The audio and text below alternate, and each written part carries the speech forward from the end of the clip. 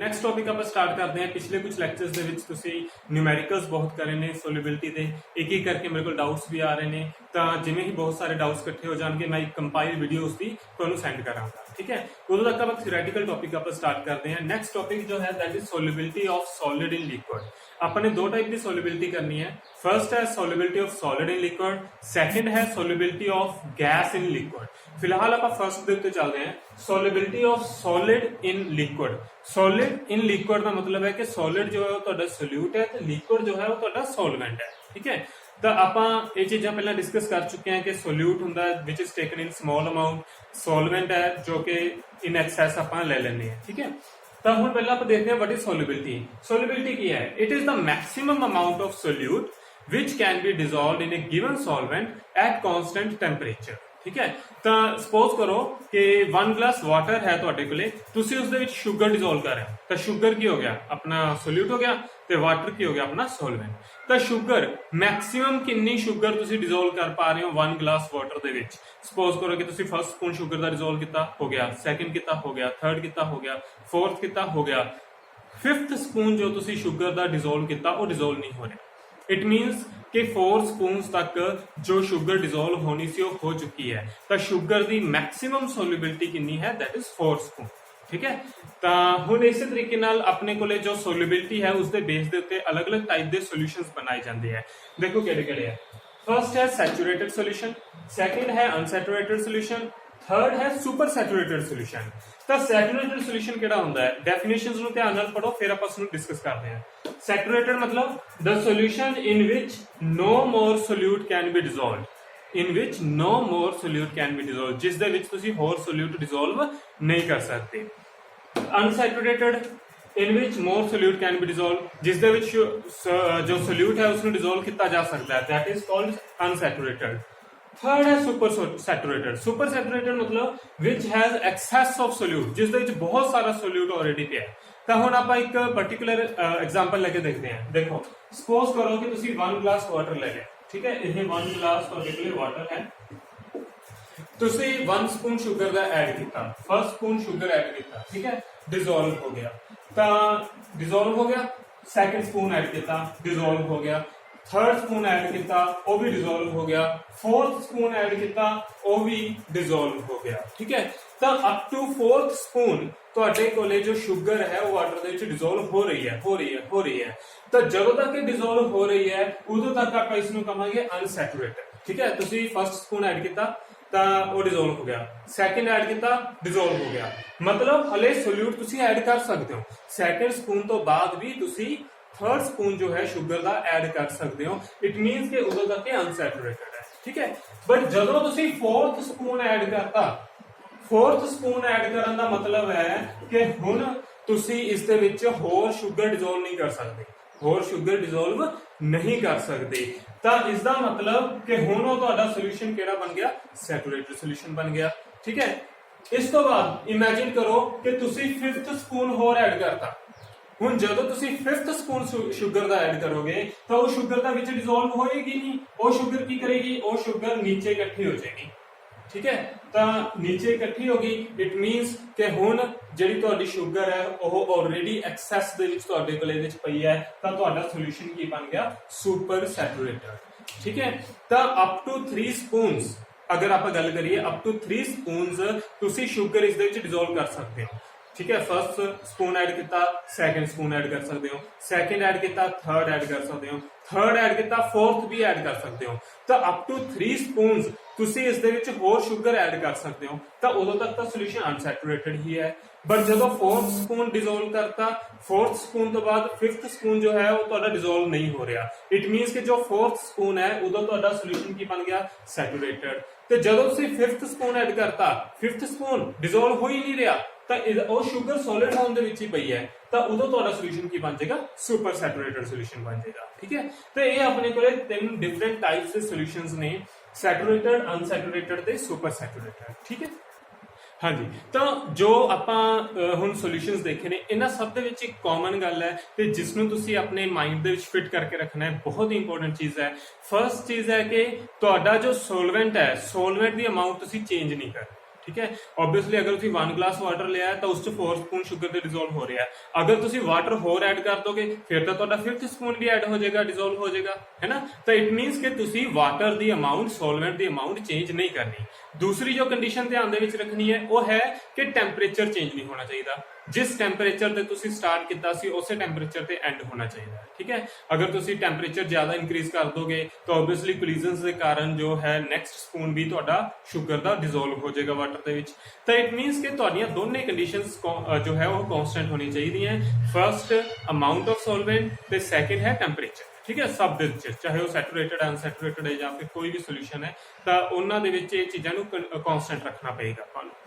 ਅੱਛਾ, ਨੈਕਸਟ ਆਪਾਂ ਚੱਲਦੇ ਹਾਂ factors affecting on the solubility of the solid in liquid. ਕਿਹੜੇ ਫੈਕਟਰਸ ਨੇ ਜੋ ਚੇਂਜ ਕਰ ਸਕਦੇ ਆ ਸੋਲਿਬਿਲਿਟੀ ਨੂੰ ਆਫ ਸੋਲਿਡ ਇਨ ਲਿਕੁਇਡ, ਠੀਕ ਹੈ। ਫਿਲਹਾਲ ਆਪਾਂ ਸੋਲਿਡ ਇਨ ਲਿਕੁਇਡ ਦੇ ਉੱਤੇ ਹੀ ਰਹਿ ਰਹੇ ਹਾਂ। ਤਾਂ ਫਰਸਟ ਫੈਕਟਰ ਹੈ nature of solute and solvent. Nature of solute and solvent, solid ਤੇ ਸੋਲਵੈਂਟ ਆਪਾਂ ਕਿਹੜਾ ਲਿਆ, ਲਿਕੁਇਡ। ਤਾਂ ਜਦੋਂ ਤੁਸੀਂ ਇੱਕ ਸੋਲਿਡ ਨੂੰ ਲਿਕੁਇਡ ਦੇ ਵਿੱਚ ਡਿਸੋਲਵ ਕਰਨਾ ਹੈ, ਉਹ ਸੋਲਿਡ ਕਿੰਨਾ ਕੁ ਡਿਸੋਲਵ ਹੋਏਗਾ ਲਿਕੁਇਡ 'ਚ, ਜ਼ਿਆਦਾ ਡਿਸੋਲਵ ਹੋਏਗਾ ਜਾਂ ਫਿਰ ਘੱਟ ਡਿਸੋਲਵ ਹੋਏਗਾ, ਇਹ ਕਿਸ ਚੀਜ਼ ਤੇ ਡਿਪੈਂਡ ਕਰਦਾ ਹੈ? ਇਹ ਉਹਨਾਂ ਦੋਨਾਂ ਦੀ ਨੇਚਰ ਤੇ ਡਿਪੈਂਡ ਕਰਦਾ ਹੈ। ਅਗਰ ਦੋਨਾਂ ਦੀ ਆਪਸ 'ਚ ਬੌਂਡਿੰਗ ਸਟਰੋਂਗ ਹੋਏਗੀ ਫਿਰ ਤਾਂ ਸੋਲਿਡ ਜੋ ਹੈ ਉਹ ਫਟਾਫਟ ਡਿਸੋਲਵ ਹੋ ਜਾਏਗਾ, ਨਾਲੇ ਜ਼ਿਆਦਾ ਅਮਾਉਂਟ 'ਚ ਡਿਸੋਲਵ ਹੋ ਜਾਏਗਾ। ਬਟ ਇਨ ਕੇਸ ਦੋਨਾਂ ਦੀ ਆਪਸ 'ਚ ਨਹੀਂ ਬਣਦੀ, ਦੋਨਾਂ ਦੀ ਆਪਸ 'ਚ ਕੋਈ ਬੌਂਡਿੰਗ ਨਹੀਂ ਹੈ, ਕੋਈ ਇੰਟਰੈਕਸ਼ਨ ਨਹੀਂ ਹੈ ਇੱਕ ਦੂਸਰੇ ਦੇ ਨਾਲ, ਤਾਂ ਇਟ ਮੀਨਸ ਕਿ ਉਹ ਜੋ ਸੋਲਿਡ ਹੈ ਉਹ ਤੁਹਾਡਾ ਉਸ ਸੋਲਵੈਂਟ ਦੇ ਵਿੱਚ ਡਿਸੋਲਵ ਨਹੀਂ ਹੋਏਗਾ, ਹੈ ਨਾ। ਤਾਂ ਇਸ ਦੇ ਲਈ ਤੁਸੀਂ ਇੱਕ ਸਿੰਪਲ ਜੀ ਜੋ ਲਾਈਨ ਹੈ ਉਹ ਯਾਦ ਰੱਖੋ, like dissolve like, like dissolve like. ਮਤਲਬ ਜੋ ਜਿਸ ਤਰ੍ਹਾਂ ਦਾ ਹੁੰਦਾ ਹੈ ਉਸ ਦੇ ਨਾਲ ਉਸੇ ਤਰ੍ਹਾਂ ਦੇ ਸੋਲਿਡ ਜੋ ਸਬਸਟੈਂਸ ਹੈ ਮਿਕਸ ਹੋ ਸਕਦੇ ਹੈ, ਠੀਕ ਹੈ। ਜਿਵੇਂ ਆਪਾਂ ਲਗਾ ਲਈਏ ਜਿਸ ਤਰ੍ਹਾਂ ਦੀ ਆਪਣੀ ਨੇਚਰ ਹੈ, ਆਪਣੇ ਫਰੈਂਡਸ ਵੀ ਉਹੀ ਬੰਦੇ ਆ ਜਿਨ੍ਹਾਂ ਦੀ ਨੇਚਰ ਆਪਣੇ ਨਾਲ ਮੈਚ ਕਰਦੀ ਹੈ। ਜਿਨ੍ਹਾਂ ਦੀ ਨੇਚਰ ਆਪਣੇ ਨਾਲ ਮੈਚ ਨਹੀਂ ਕਰਦੀ ਤਾਂ ਉਹ ਆਪਾਂ ਫਰੈਂਡਸ ਈਜ਼ੀਲੀ ਨਹੀਂ ਬਣਦੇ, ਹੈ ਨਾ। ਤਾਂ ਉਹੀ ਚੀਜ਼ ਹੈ ਲਾਈਕ ਡਿਸੋਲਵ ਲਾਈਕ। ਤਾਂ ਸੋਲਿਬਿਲਿਟੀ ਦੇ ਕੇਸ 'ਚ ਆਪਾਂ ਕਿਵੇਂ ਡਿਸਕਸ ਕਰਾਂਗੇ। ਸਪੋਜ਼ ਕਰੋ ਕਿ ਇੱਕ ਤੁਹਾਡੇ ਕੋਲੇ ਪੋਲਰ ਸੋਲਿਊਟ ਹੈ। ਅਗਰ ਪੋਲਰ ਸੋਲਿਊਟ ਹੈ ਤਾਂ ਉਹ ਪੋਲਰ ਸੋਲਵੈਂਟ ਦੇ ਵਿੱਚ ਡਿਸੋਲਵ ਹੋਏਗਾ। ਅਗਰ ਨੌਨ ਪੋਲਰ ਸੋਲਿਊਟ ਹੈ ਤਾਂ ਉਹ ਨੌਨ ਪੋਲਰ ਸੋਲਵੈਂਟ ਦੇ ਵਿੱਚ ਡਿਸੋਲਵ ਹੋਏਗਾ, ਹੈ ਨਾ। ਤਾਂ ਪੋਲਰ ਪੋਲਰ ਆਪਸ 'ਚ ਬਣੇਗੀ, ਡਿਸੋਲਵ ਹੋ ਜਾਣਗੇ। ਨੌਨ ਪੋਲਰ ਆਪਸ 'ਚ ਬਣੇਗੀ, ਡਿਸੋਲਵ ਹੋ ਜਾਣਗੇ। ਬਟ ਅਗਰ ਤੁਸੀਂ ਇੱਕ ਚੀਜ਼ ਪੋਲਰ ਲੈ ਲਓ ਤੇ ਦੂਸਰੀ ਨੌਨ ਪੋਲਰ ਲੈ ਲਓ, ਜਾਂ ਇਸ ਨੂੰ ਨੌਨ ਪੋਲਰ ਲੈ ਲਓ ਤੇ ਜੋ ਸੋਲਵੈਂਟ ਹੈ ਉਹ ਪੋਲਰ ਲੈ ਲਓ, ਤਾਂ ਇਟ ਮੀਨਸ ਕਿ ਦੋਨਾਂ ਦੀ ਆਪਸ 'ਚ ਨਹੀਂ ਬਣਦੀ। ਅਗਰ ਨਹੀਂ ਬਣਦੀ ਤਾਂ ਇਹ ਦੋਨੇ ਡਿਸੋਲਵ ਇੱਕ ਦੂਸਰੇ ਦੇ ਵਿੱਚ ਨਹੀਂ ਹੋਣਗੇ, ਹੈ ਨਾ। ਪੋਲਰ ਨੌਨ ਪੋਲਰ 'ਚ ਨਹੀਂ ਹੋਏਗਾ ਤੇ ਨੌਨ ਪੋਲਰ ਪੋਲਰ 'ਚ ਨਹੀਂ ਹੋਏਗਾ। ਲਾਈਕ ਤੁਸੀਂ ਸਪੋਜ਼ ਕਰੋ ਸਾਲਟ ਹੈ NaCl। ਅਗਰ ਤੁਸੀਂ NaCl ਨੂੰ ਵਾਟਰ ਦੇ ਵਿੱਚ ਡਿਸੋਲਵ ਕਰਨ ਦੀ ਕੋਸ਼ਿਸ਼ ਕਰੋ ਤਾਂ ਬੜੇ ਆਰਾਮ ਨਾਲ ਹੋ ਜਾਏਗਾ। ਘਰ ਦੇ ਵਿੱਚ ਆਪਣੇ ਕੋਲੇ ਨਮਕ ਜੋ ਹੈ ਉਸ ਨੂੰ ਤੁਸੀਂ ਪਾਣੀ ਦੇ ਵਿੱਚ ਡਿਸੋਲਵ ਕਰੋ, ਠੀਕ ਹੈ। 1-2 ਸਪੂਨ ਅਗਰ ਤੁਸੀਂ ਡਿਸੋਲਵ ਕਰਨਾ ਬੜੇ ਆਰਾਮ ਨਾਲ ਹੋ ਜਾਂਦੇ ਆ। ਆਪਾਂ ਨੂੰ ਉਸਨੂੰ ਗਰਮ ਕਰਨ ਦੀ ਜ਼ਰੂਰਤ ਨਹੀਂ ਪੈਂਦੀ, ਨਾ ਹੀ ਬਹੁਤ ਸ਼ੇਕ ਕਰਨ ਦੀ ਜ਼ਰੂਰਤ ਪੈਂਦੀ ਹੈ। ਤੁਸੀਂ ਬੜੇ ਹੀ ਆਰਾਮ ਦੇ ਨਾਲ ਉਸਨੂੰ ਥੋੜਾ ਜਿਹਾ ਸਟਿਰ ਕਰੋ, ਡਿਸੋਲਵ ਹੋ ਜਾਂਦਾ ਹੈ ਨਾ। ਕਿਉਂ? ਕਿਉਂਕਿ ਸਾਲਟ ਜੋ ਹੈ that is Na+Cl negative. Charge separation ਹੋਗੀ, ਮਤਲਬ ਇਟ ਇਜ਼ ਪੋਲਰ। ਵਾਟਰ ਦੀ ਅਗਰ ਆਪਾਂ ਗੱਲ ਕਰੀਏ H+, OH negative, it is also polar. ਤਾਂ ਪੋਲਰ ਇਨ ਪੋਲਰ ਤੁਸੀਂ ਕੀ ਕਰ ਰਹੇ ਹੋ, ਇੱਕ ਪੋਲਰ ਸੋਲਿਡ ਨੂੰ ਇੱਕ ਪੋਲਰ ਲਿਕੁਇਡ 'ਚ ਡਿਸੋਲਵ ਕਰ ਰਹੇ ਹੋ, ਡਿਸੋਲਵ ਹੋ ਜਾਏਗਾ, ਬੜੇ ਆਰਾਮ ਨਾਲ ਡਿਸੋਲਵ ਹੋਏਗਾ, ਹੈ ਨਾ। ਬਟ ਇਨ ਕੇਸ ਅਗਰ ਤੁਸੀਂ ਇਸੇ NaCl ਨੂੰ ਆਇਲ ਦੇ ਵਿੱਚ ਡਿਸੋਲਵ ਕਰਨਾ ਸਟਾਰਟ ਕਰੋ, ਆਇਲ ਲੈ ਲਓ, ਕੋਈ ਕੈਰੋਸਿਨ ਵਗੈਰਾ ਲੈ ਲਓ, ਠੀਕ ਹੈ। ਤਾਂ ਆਇਲਸ ਜੋ ਹੁੰਦੇ ਦੇ ਆਰ ਨੌਨ ਪੋਲਰ ਤੇ ਸਾਲਟ ਜੋ ਹੈ ਉਹ ਪੋਲਰ। ਕੀ ਇਹ ਪੋਲਰ ਨੌਨ ਪੋਲਰ ਦੇ ਵਿੱਚ ਡਿਸੋਲਵ ਹੋ ਜਾਏਗਾ? ਨਹੀਂ ਹੋਏਗਾ, ਠੀਕ ਹੈ। ਤਾਂ ਨਮਕ ਜੋ ਹੈ ਆਇਲ ਦੇ ਵਿੱਚ ਡਿਸੋਲਵ ਨਹੀਂ ਹੋਏਗਾ, ਨਮਕ ਜੋ ਹੈ ਉਹ ਵਾਟਰ ਦੇ ਵਿੱਚ ਡਿਸੋਲਵ ਹੋਏਗਾ, ਠੀਕ ਹੈ। ਸੋ ਇਸ ਤਰੀਕੇ ਨਾਲ ਆਪਣੇ ਕੋਲੇ ਜੋ ਪੋਲਰ ਸਬਸਟੈਂਸ ਹੈ ਉਹਨਾਂ ਨੂੰ ਸਿਰਫ ਪੋਲਰ 'ਚ ਹੀ ਡਿਸੋਲਵ ਕੀਤਾ ਜਾ ਸਕਦਾ ਹੈ। ਅਗਰ ਮੈਂ ਨੌਨ ਪੋਲਰ ਲੈ ਲਾਂ, ਨੌਨ ਪੋਲਰ ਜਿਵੇਂ ਆਪਾਂ ਲੈ ਲੈਂਦੇ ਹਾਂ ਨੈਪਥਾਲਿਨ ਬੋਲਸ ਲੈ ਲੈਂਦੇ ਹਾਂ, ਹੈ ਨਾ। ਘਰਾਂ ਦੇ ਵਿੱਚ ਆਪਣੇ ਕੋਲੇ ਨੈਪਥਾਲਿਨ ਬੋਲਸ ਹੁੰਦੀ ਹੈ, ਠੀਕ ਹੈ। ਤੇ ਉਹਨਾਂ ਨੂੰ ਅਗਰ ਮੈਂ ਡਿਸੋਲਵ ਕਰਨ ਦੀ ਕੋਸ਼ਿਸ਼ ਕਰਾਂ, ਇਹ ਨੌਨ ਪੋਲਰ ਹੈ, ਠੀਕ ਹੈ। ਅਗਰ ਮੈਂ ਇਸ ਨੂੰ ਵਾਟਰ ਦੇ ਵਿੱਚ ਡਿਸੋਲਵ ਕਰਨ ਦੀ ਕੋਸ਼ਿਸ਼ ਕਰਾਂ ਤਾਂ ਇਹ ਨਹੀਂ ਹੋਏਗਾ, ਬਿਲਕੁਲ ਵੀ ਨਹੀਂ ਹੋਏਗਾ। ਬਟ ਇਨ ਕੇਸ ਅਗਰ ਤੁਸੀਂ ਇਸ ਨੂੰ ਕਿਸੇ ਨੌਨ ਪੋਲਰ ਸੋਲਵੈਂਟ 'ਚ ਲਓ, ਜਿਵੇਂ ਬੈਂਜ਼ੀਨ ਲੈ ਲਓ, ਇੱਕ ਬਹੁਤ ਹੀ ਵਧੀਆ ਨੌਨ ਪੋਲਰ ਸੋਲਵੈਂਟ ਹੈ, ਤਾਂ ਇਸ ਨੂੰ ਤੁਸੀਂ ਡਿਸੋਲਵ ਕਰੋਗੇ ਬੜੇ ਆਰਾਮ ਨਾਲ ਡਿਸੋਲਵ ਹੋਏਗਾ। ਸੋ ਸਿੰਪਲ ਚੀਜ਼ ਹੈ, like dissolve like, polar polar 'ਚ ਤੇ ਨੌਨ ਪੋਲਰ ਨੌਨ ਪੋਲਰ ਦੇ ਵਿੱਚ ਡਿਸੋਲਵ ਹੋਏਗਾ, ਹਾਂਜੀ ਨੈਕਸਟ ਸੈਕੰਡ ਫੈਕਟਰ ਦੇ ਉੱਤੇ ਆਪਾਂ ਪ੍ਰੋਸੀਡ ਕਰਦੇ ਹਾਂ। ਸੈਕੰਡ ਫੈਕਟਰ ਹੈ ਇਫੈਕਟ ਆਫ ਟੈਂਪਰੇਚਰ, ਹੈ ਨਾ। ਵਾਰੀ-ਵਾਰੀ ਮੈਂ ਤੁਹਾਨੂੰ ਕਹਿ ਰਿਹਾ ਟੈਂਪਰੇਚਰ ਕਾਂਸਟੈਂਟ ਹੋਣਾ ਚਾਹੀਦਾ ਹੈ, ਕਿਉਂਕਿ ਅਗਰ ਟੈਂਪਰੇਚਰ ਚੇਂਜ ਹੋਏਗਾ ਤਾਂ ਸੋਲਿਬਿਲਿਟੀ ਵੀ ਚੇਂਜ ਹੋਏਗੀ, ਠੀਕ ਹੈ। ਤਾਂ ਸਭ ਤੋਂ ਪਹਿਲਾਂ ਆਪਾਂ ਦੇਖਦੇ ਹਾਂ ਵੀ ਟੈਂਪਰੇਚਰ ਚੇਂਜ ਹੋਣ ਨਾਲ ਕਿਸ ਤਰ੍ਹਾਂ ਦੇ ਇਫੈਕਟ ਪੈ ਸਕਦੇ ਆ। ਫਰਸਟ ਇਫੈਕਟ ਪੈ ਸਕਦਾ ਹੈ ਕਿ ਅਗਰ ਟੈਂਪਰੇਚਰ ਆਪਾਂ ਇਨਕਰੀਜ਼ ਕਰਾਂਗੇ, ਠੀਕ ਹੈ, ਹਰ ਵਾਰੀ ਅਗਰ ਟੈਂਪਰੇਚਰ ਇਨਕਰੀਜ਼ ਕਰੋਗੇ ਤਾਂ ਹੋ ਸਕਦਾ ਤੁਹਾਡੀ ਸੋਲਿਬਿਲਿਟੀ ਇਨਕਰੀਜ਼ ਕਰੇ, ਸੋਲਿਊਟ ਦੀ ਸੋਲਿਬਿਲਿਟੀ ਇਨਕਰੀਜ਼ ਕਰੇ। ਜਾਂ ਫਿਰ ਸੈਕੰਡ ਕੇਸ ਇਹ ਹੈ ਕਿ ਟੈਂਪਰੇਚਰ ਇਨਕਰੀਜ਼ ਕਰਨ ਨਾਲ ਹੋ ਸਕਦਾ ਹੈ ਸੋਲਿਬਿਲਿਟੀ ਡਿਕਰੀਜ਼ ਕਰ ਜੇ, ਇਨਕਰੀਜ਼ ਨਾ ਕਰੇ, ਠੀਕ ਹੈ। ਯਾਦ ਰੱਖਿਓ ਇਹ ਜ਼ਰੂਰੀ ਨਹੀਂ ਹੈ ਹਰ ਵਾਰੀ ਕਿ ਟੈਂਪਰੇਚਰ ਵਧਾਓਗੇ ਤਾਂ ਸੋਲਿਬਿਲਿਟੀ ਵਧੇਗੀ ਹੀ ਵਧੇਗੀ, ਕਈ ਵਾਰੀ ਨਹੀਂ ਵੀ ਵਧਦੀ, ਡਿਕਰੀਜ਼ ਵੀ ਕਰ ਜਾਂਦੀ ਹੈ। ਤਾਂ ਮੈਂ ਕੁਝ ਐਗਜ਼ਾਮਪਲਸ ਲੈ ਕੇ ਚੱਲਿਆ, ਦੇਖੋ ਗ੍ਰਾਫ ਦੇ ਫਾਰਮ ਦੇ ਵਿੱਚ ਐਕਸਪੈਰੀਮੈਂਟਲ ਡਾਟਾ ਹੈ, ਉਸ ਦੇ ਅਕੋਰਡਿੰਗ ਇਹ ਗ੍ਰਾਫ ਬਣਿਆ। ਤਾਂ ਟੈਂਪਰੇਚਰ ਆਪਾਂ ਇਨਕਰੀਜ਼ ਕਰਦੇ ਆ, ਇਸ ਸਾਈਡ ਤੇ ਸੋਲਿਬਿਲਿਟੀ ਹੈ, ਠੀਕ ਹੈ। ਤਾਂ ਜਿਵੇਂ ਦੇਖੋ ਜ਼ਿਆਦਾਤਰ ਸਾਲਟ ਇਹੋ ਜਿਹੇ ਹੁੰਦੇ ਆ ਜਿਨ੍ਹਾਂ ਦੀ ਸੋਲਿਬਿਲਿਟੀ ਇਨਕਰੀਜ਼ ਕਰਦੀ ਹੈ with increase in temperature, like ਜਿਵੇਂ KCl ਲੈ ਲਓ, NaCl ਜਿਵੇਂ ਆਪਾਂ ਘਰਾਂ ਦੇ ਵਿੱਚ ਯੂਜ਼ ਕਰਦੇ ਆ, Ki ਲੈ ਲਓ, ਪੋਟਾਸ਼ੀਅਮ ਆਇਓਡਾਈਡ, ਠੀਕ ਹੈ, ਸਿਲਵਰ ਨਾਈਟ੍ਰੇਟ ਲੈ ਲਓ। ਜ਼ਿਆਦਾਤਰ ਸਬਸਟੈਂਸ ਇਸ ਤਰ੍ਹਾਂ ਦੇ ਹੁੰਦੇ ਆ ਜਿਨ੍ਹਾਂ ਦੀ ਸੋਲਿਬਿਲਿਟੀ ਇਨਕਰੀਜ਼ ਕਰਦੀ ਹੈ। ਕੁਝ ਕੁ ਸਬਸਟੈਂਸ ਇਹੋ ਜਿਹੇ ਵੀ ਹੁੰਦੇ ਆ ਜਿਨ੍ਹਾਂ ਦੀ ਸੋਲਿਬਿਲਿਟੀ ਡਿਕਰੀਜ਼ ਕਰਦੀ ਹੈ, ਲਾਈਕ ਜਿਵੇਂ ਲੀਥੀਅਮ ਸਲਫੇਟ ਹੈ। ਹੁਣ ਲੀਥੀਅਮ ਸਲਫੇਟ ਦੀ ਸੋਲਿਬਿਲਿਟੀ ਡਿਕਰੀਜ਼ ਕਰਦੀ ਹੈ। ਇਸੇ ਤਰੀਕੇ ਨਾਲ ਸੀਰੀਅਮ ਸਲਫੇਟ ਵੀ ਹੈ, ਕੁਝ ਲੈਂਥਨੋਇਡ ਐਕਟਿਨੋਇਡਸ ਦੇ ਵੀ ਇਸ ਤਰ੍ਹਾਂ ਦੇ ਐਲੀਮੈਂਟਸ ਹੈ ਜਿਨ੍ਹਾਂ ਦੀ ਸੋਲਿਬਿਲਿਟੀ ਡਿਕਰੀਜ਼ ਕਰਦੀ ਹੈ, ਠੀਕ ਹੈ। ਤਾਂ ਜ਼ਿਆਦਾ ਇਹਨਾਂ ਨੂੰ ਡਿਟੇਲ 'ਚ ਯਾਦ ਕਰਨ ਦੀ ਜ਼ਰੂਰਤ ਨਹੀਂ ਹੈ, ਤੁਸੀਂ ਇੱਕ ਇੱਕ ਐਗਜ਼ਾਮਪਲ ਜ਼ਰੂਰ ਯਾਦ ਰੱਖੋ ਐਟਲੀਸਟ, ਇੱਕ ਜਿਸ ਦੀ ਇਨਕਰੀਜ਼ ਕਰ ਰਹੀ ਹੈ ਤੇ ਦੂਸਰਾ ਜਿਸ ਦੀ ਡਿਕਰੀਜ਼ ਕਰ ਰਹੀ ਹੈ, ਠੀਕ ਹੈ। At least one example for each category. ਤਾਂ ਹੁਣ ਦੇਖੋ ਟੈਂਪਰੇਚਰ ਇਨਕਰੀਜ਼ ਕਰਨ ਵਾਲੀ ਤੁਸੀਂ ਕਿਹੜੀ ਐਗਜ਼ਾਮਪਲ ਯਾਦ ਰੱਖ ਸਕਦੇ ਹੋ? KCl, ਸਿੰਪਲ ਹੈ। ਸੋਲਿਬਿਲਿਟੀ ਡਿਕਰੀਜ਼ ਕਰਨ ਵਾਲੀ ਕਿਹੜੀ ਯਾਦ ਰੱਖ ਸਕਦੇ ਹੋ? ਲਾਈਕ ਲਿਥੀਅਮ ਸਲਫੇਟ Li2SO4, ਠੀਕ ਹੈ। ਤਾਂ ਤੁਹਾਡੇ ਕੋਲ ਇਹ ਬਣ ਜਾਏਗਾ ਦੋ, ਠੀਕ ਹੈ, ਦੋ ਐਗਜ਼ਾਮਪਲਸ ਜੋ ਹੈ ਤੁਸੀਂ ਯਾਦ ਰੱਖਣੀ ਹੈ। ਨੈਕਸਟ ਦੇਖੋ ਤੁਸੀਂ ਇਸ ਨੂੰ ਥਿਓਰੈਟਿਕਲੀ ਕਿਸ ਤਰੀਕੇ ਨਾਲ ਯਾਦ ਰੱਖ ਸਕਦੇ ਹੋ, ਹੈ ਨਾ। ਤਾਂ ਐਕਸਪੈਰੀਮੈਂਟਲ ਡਾਟਾ ਤਾਂ ਆਪਾਂ ਨੂੰ ਪਤਾ ਹੈ, ਥਿਓਰੈਟਿਕਲੀ ਤੁਸੀਂ ਕਿਵੇਂ ਐਕਸਪਲੇਨ ਕਰ ਸਕਦੇ ਹੋ। ਤਾਂ ਤੁਸੀਂ ਕੀ ਕਰੋ, ਰਿਐਕਸ਼ਨ ਨੂੰ ਦੇਖੋ ਕਿ ਜੋ ਰਿਐਕਸ਼ਨ ਤੁਹਾਨੂੰ ਗਿਵਨ ਹੈ ਉਹ ਐਂਡੋਥਰਮਿਕ ਹੈ ਜਾਂ ਐਕਸੋਥਰਮਿਕ ਹੈ ਨਾ। ਤੁਹਾਨੂੰ +1 ਦੇ ਵਿੱਚ ਇਹ ਚੀਜ਼ਾਂ ਆਪਾਂ ਬੜੀ ਡਿਟੇਲ ਦੇ ਵਿੱਚ ਕਰ ਚੁੱਕੇ ਹਾਂ ਕਿ ਐਂਡੋਥਰਮਿਕ ਜਾਂ ਐਕਸੋਥਰਮਿਕ ਰਿਐਕਸ਼ਨਸ ਕਿਹੜੀਆਂ ਹੁੰਦੀਆਂ, ਹੈ ਨਾ।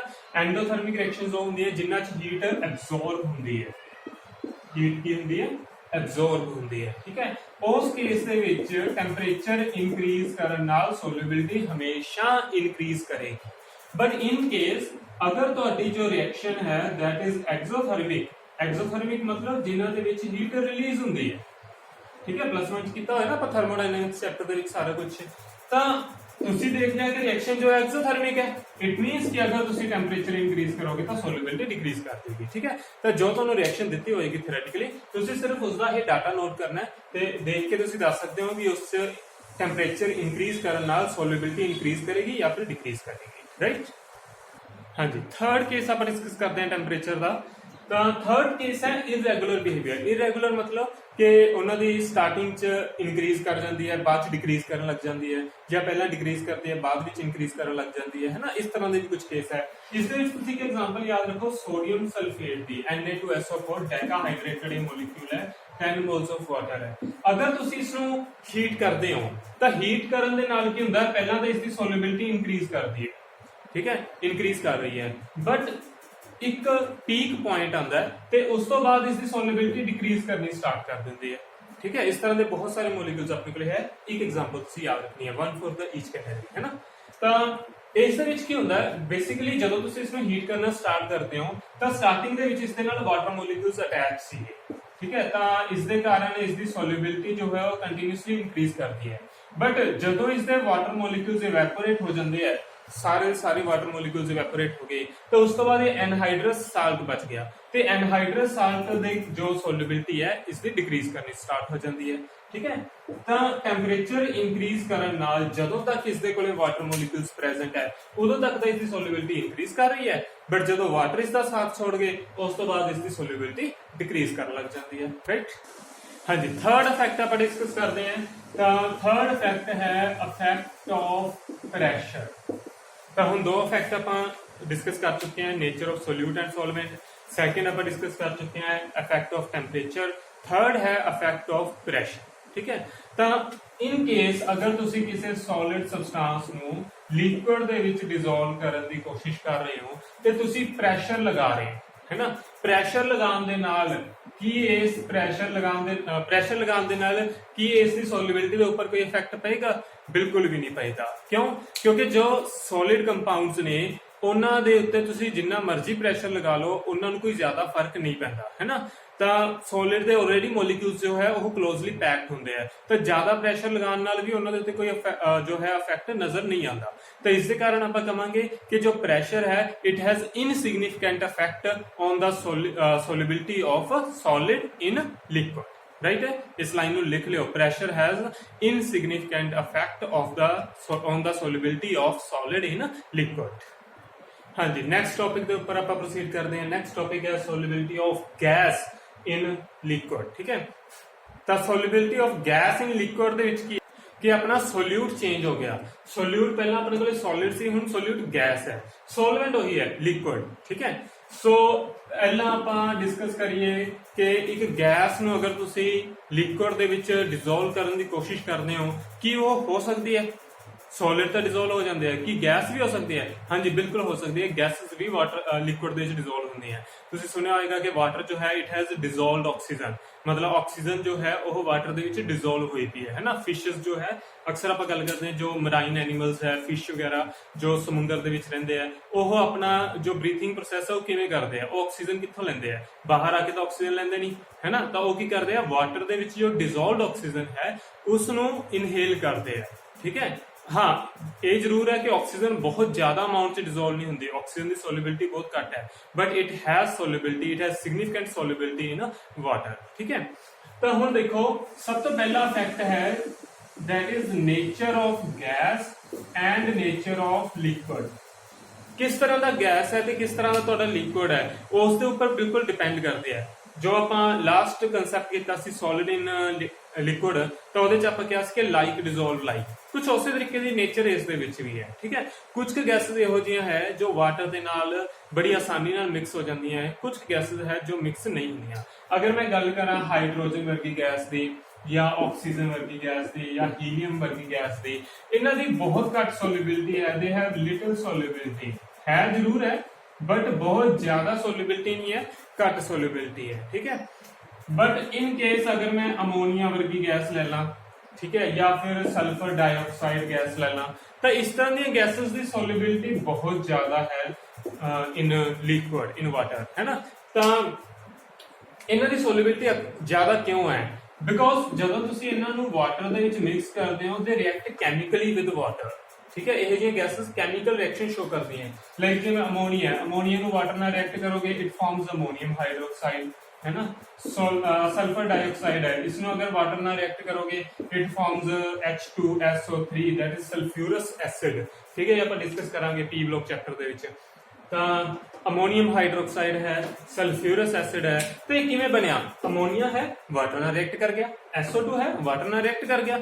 ਤਾਂ ਜੋ ਗੈਸਸ ਵਾਟਰ ਦੇ ਨਾਲ ਰਿਐਕਟ ਕਰਦੀਆਂ ਉਹਨਾਂ ਦੀ ਸੋਲਿਬਿਲਿਟੀ ਤਾਂ ਬਹੁਤ ਜ਼ਿਆਦਾ ਹੈ।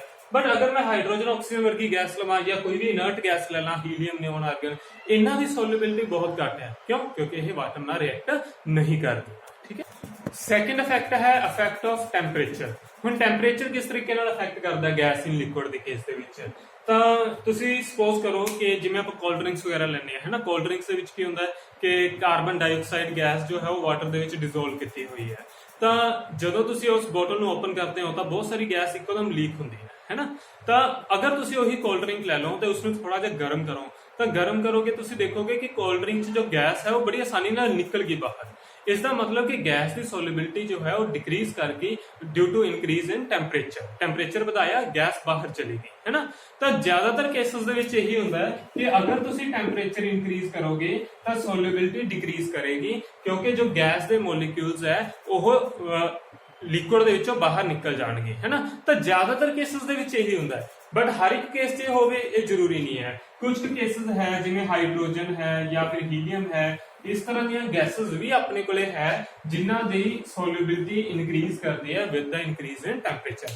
ਬਟ ਅਗੇਨ ਮੋਸਟਲੀ ਜੋ ਗੈਸਸ ਹੈ their solubility decrease with the increase in temperature. ਠੀਕ ਹੈ, ਹਾਂਜੀ। ਥਰਡ ਫੈਕਟਰ ਹੈ ਇਫੈਕਟ ਆਫ ਪ੍ਰੈਸ਼ਰ। ਪ੍ਰੈਸ਼ਰ ਦਾ ਦੇਖੋ ਸੋਲਿਡ ਲਿਕੁਇਡ 'ਚ ਕੋਈ ਖਾਸ ਇਫੈਕਟ ਨਹੀਂ ਸੀ, ਬਟ ਗੈਸ ਇਨ ਲਿਕੁਇਡ ਦੇ ਵਿੱਚ ਇਸ ਦਾ ਬਹੁਤ ਹੀ ਇੰਪੋਰਟੈਂਟ ਫੈਕਟ ਹੈ, ਬਹੁਤ ਹੀ ਜ਼ਿਆਦਾ ਇਫੈਕਟ ਇਸ ਦਾ ਪੈਂਦਾ ਹੈ। ਤਾਂ ਕਿਵੇਂ ਪੈਂਦਾ ਦੇਖੋ, ਜ਼ਿਆਦਾਤਰ ਕੇਸਿਸ ਦੇ ਵਿੱਚ, ਠੀਕ ਹੈ, ਮੋਸਟ ਆਫ ਦਾ ਕੇਸਿਸ ਦੇ ਵਿੱਚ ਇਹੀ ਹੁੰਦਾ ਹੈ ਕਿ ਜਦੋਂ ਤੁਸੀਂ ਪ੍ਰੈਸ਼ਰ ਅਪਲਾਈ ਕਰਦੇ ਹੋ, ਜਿੰਨਾ ਜ਼ਿਆਦਾ ਪ੍ਰੈਸ਼ਰ ਤੁਸੀਂ ਅਪਲਾਈ ਕਰੋਗੇ ਸੋਲਿਬਿਲਿਟੀ ਉਨੀ ਜ਼ਿਆਦਾ ਇਨਕਰੀਜ਼ ਕਰੇਗੀ।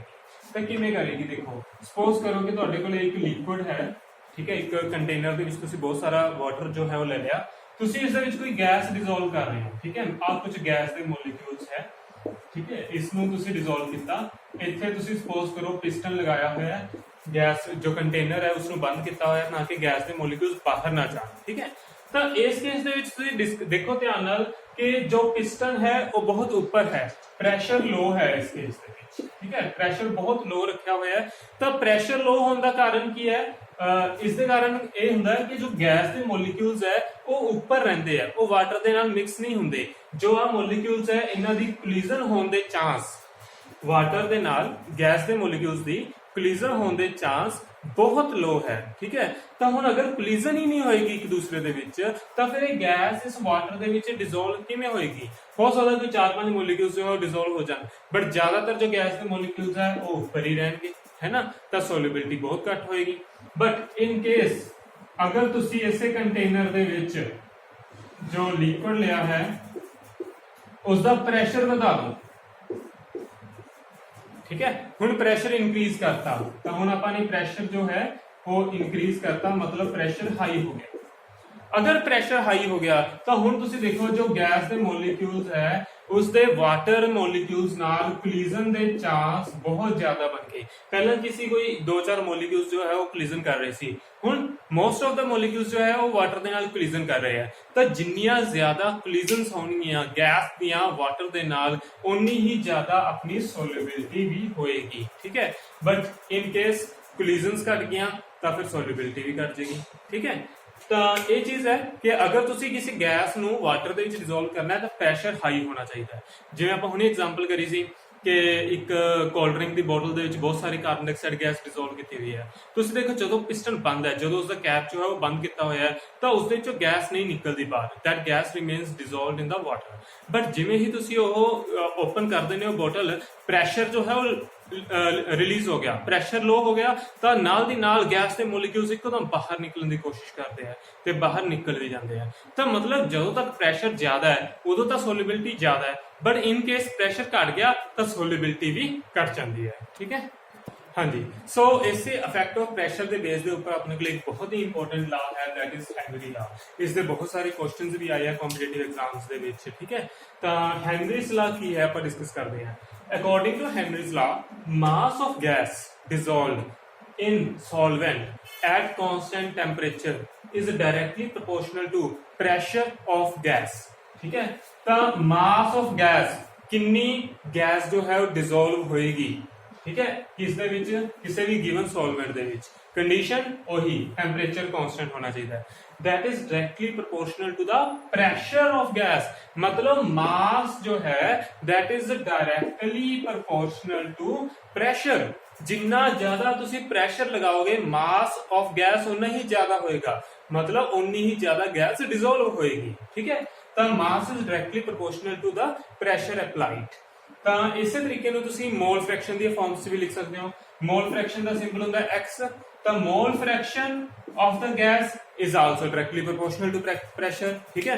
ਤੁਸੀਂ ਚਾਹੇ ਇਨ ਟਰਮਸ ਆਫ ਮਾਸ ਲਿਖੋ ਚਾਹੇ ਇਨ ਟਰਮਸ ਆਫ ਮੋਲਸ ਲਿਖੋ, ਤਾਂ ਜਿੰਨਾ ਜ਼ਿਆਦਾ ਤੁਸੀਂ ਪ੍ਰੈਸ਼ਰ ਲਗਾਓਗੇ ਉਨੇ ਹੀ ਜ਼ਿਆਦਾ ਮੋਲਸ ਵਾਟਰ ਦੇ ਵਿੱਚ ਡਿਸੋਲਵ ਹੋਣਗੇ, ਉਨਾ ਹੀ ਜ਼ਿਆਦਾ ਮਾਸ ਵਾਟਰ ਦੇ ਵਿੱਚ ਡਿਸੋਲਵ ਹੋਏਗਾ ਗੈਸ ਦਾ, ठीक है।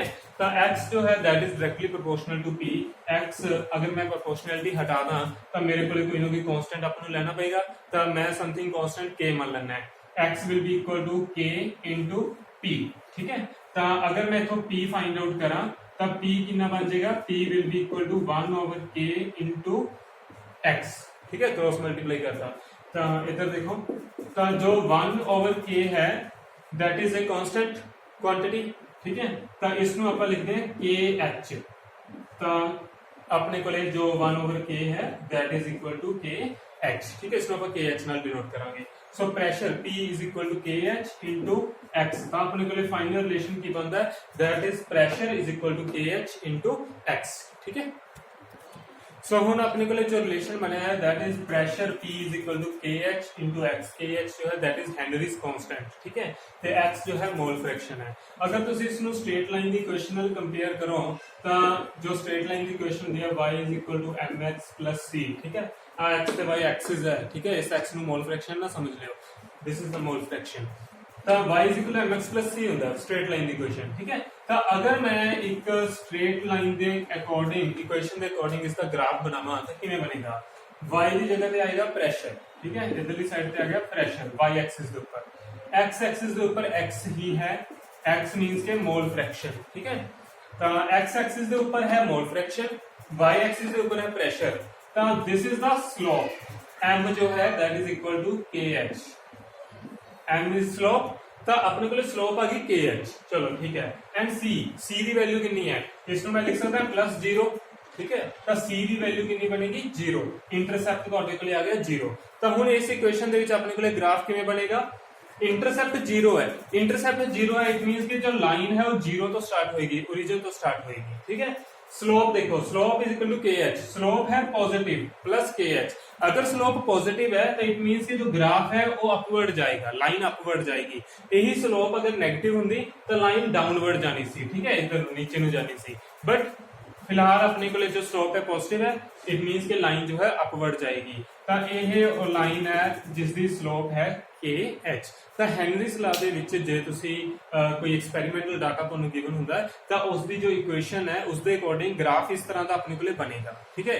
किस न्यूमेरिकल्स आप करांगे तो उसदे विच ग्राफ आप देखांगे कि वो हमेशा इस तरीके नाल स्ट्रेट लाइन ही फॉलो करते हैं, ठीक है। हाँ जी, हुण कुछ इंपॉर्टेंट पॉइंट्स जो अपने याद रखने हैं for the Henrys constant KH, ठीक है। तो ये कुछ एक्सपेरिमेंटल डाटा तो ऑब्टेन हुए पे पॉइंट्स है, validity of the Henry's law दे विच आंदा है, ठीक है। तो आप देखते हैं कि KH जो है उसके नाल की इफेक्ट पैंदा सोलिबिलिटी दे ऊपर। पहली गल जिहड़ी हैगी है कि KH दी जो वैल्यू है that varies for each gas, varies for different gases, ठीक है। अपने कोले जो अलग अलग गैसेस ने उन्हां दे विच KH दी वैल्यू डिफरेंट डिफरेंट है, हर एक गैस दी आपदी एक KH वैल्यू है। ये नहीं है कि हर एक गैस के लिए इको ही KH चलता है, अमोनिया लिए KH कुछ हो रहा है, हाइड्रोजन लिए KH कुछ हो रहा है, ऑक्सीजन लिए KH कुछ हो रहा है, ठीक है। तो जो सोलिबिलिटी है, सोलिबिलिटी अपने को KH के ऊपर डिपेंड करती है, ठीक है। तो एक एक्सपेरिमेंटल पॉइंट है, तुसी याद रखना है कि जो KH की वैल्यू है अगर वो चेंज होए, अगर जो तुहाडी गैस है वो चेंज होएगी तो KH की वैल्यू भी चेंज होएगी। सैकेंड पॉइंट जो याद रखना है अपने, KH की वैल्यू अगर इंक्रीज करती है, जिमें जिमें KH की वैल्यू इंक्रीज करती है उवें उवें गैस की सोलिबिलिटी डिक्रीज करती है। देखो किवें, अपने को फॉर्मूला बनया सी pressure is equal to KH into x, ठीक है। तो मैं इसको लिख सकता हूं x is equal to 1 over KH into P, ठीक है, यही बनेगा x is equal to 1 over KH into P। तो x it is the mole fraction, ठीक है, आप कर चुके हैं डिस्कस इसनू कि कितने मोल्स जो है वो डिसॉल्व हुए, ठीक है। तो P जो है वो प्रेशर है, प्रेशर चलो जिन्ना लगाना से लगाता, हुण आपां KH देखते हैं। तो हुण तुसीं देखो इस इक्वेशन दे विच अगर तुहाडा KH इंक्रीज करेगा, KH इंक्रीज करेगा, KH तुसीं इंक्रीज कर रहे हो, अगर तुसीं इन्हां नूं ध्यान नाल देखो x जो है that varies inversely with KH, it means कि अगर KH की वैल्यू इंक्रीज करेगी तो x जो है उसकी वैल्यू डिक्रीज करेगी, बिकॉज इनवर्स है दोनों एक दूसरे दे, है ना। तो KH इंक्रीज कर रही है तो x की वैल्यू इंक्रीज कर रही है, x की है मोल फ्रैक्शन, किन्ने मोल्स जो है वो डिसॉल्व हुए, अगर घट मोल्स डिसॉल्व होंगे तो सोलिबिलिटी भी तो घट ही होएगी, है ना। सो सिंपल है कि KH की वैल्यू इंक्रीज करेगी तो सोलिबिलिटी डिक्रीज करेगी। हाँ जी, नेक्स्ट है थर्ड पॉइंट, टेम्परेचर। ज्यादातर जो एक्सपेरिमेंटल डाटा ऑब्टेन किया गया है उसदे विच ये चीज नोट की गई है कि टेम्परेचर इंक्रीज करने नाल KH की वैल्यू इंक्रीज करती है, ज्यादातर केसेस दे विच 90% या more than 90% cases they which temperature increase करने नाल KH की वैल्यू